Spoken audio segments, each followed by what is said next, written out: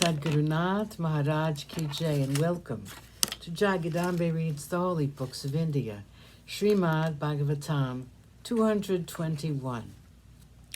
As you may remember, Shakuntala had a baby boy, still in her father's ashram.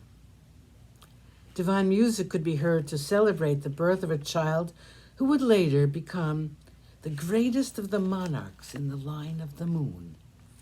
Indra came to Shakuntala and said, "Shakuntala, your son will become the emperor of this entire world.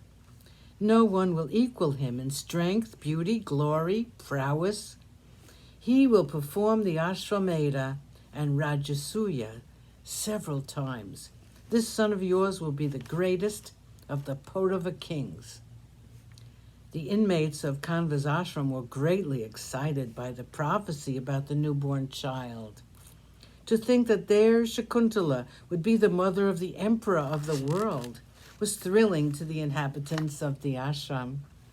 They were simple folk whose needs were so few, and their desires were much less.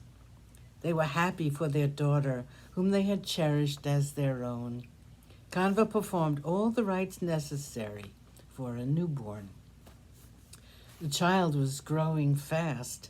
Tiny white teeth soon appeared like jasmine buds.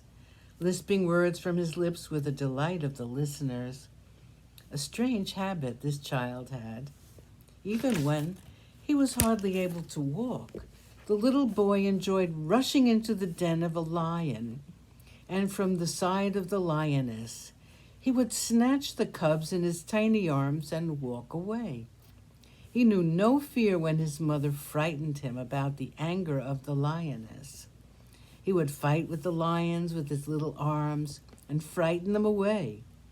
And this was a wonder which was always talked about by the people in the ashram.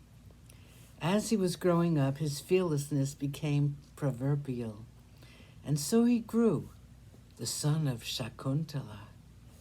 When he was 6 years old, the child became an extremely capable hunter. He took great delight in fighting lions, tigers, wild boars, wolves, wild bulls, and bears, which were in the forest adjoining the ashram.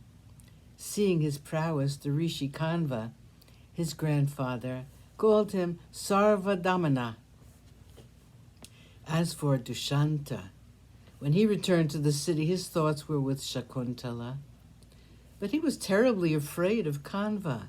He was afraid to face the Rishi and his anger, and so he kept silent about going to the forest and bringing his newly wedded wife with him back to the city. And as time passed, the memory of that mad moment with Shakuntala began to wane away, and in a short time it was lost in the clouds of oblivion. 139. The leave-taking. As time passed, Kanva found that his daughter was wasting away. She would always be immersed in thought. She was not the playful, happy girl who was wont to delight the old man's heart in the days of old. Her eyes were sunken, and her words were few. She had become pale, and Kanva knew that she was not happy at all.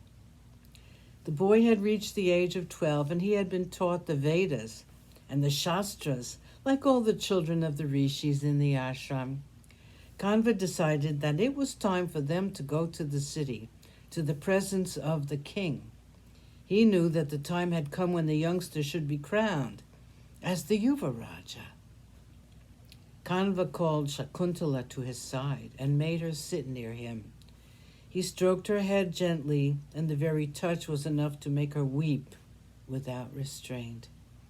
He comforted her for a while, and then said, "I know the grief which is gnawing at your heartstrings.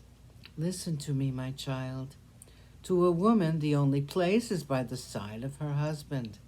It has been said that for a woman the path to heaven is through serving her husband and pleasing him in every way. You have waited all this while for the king to send for you.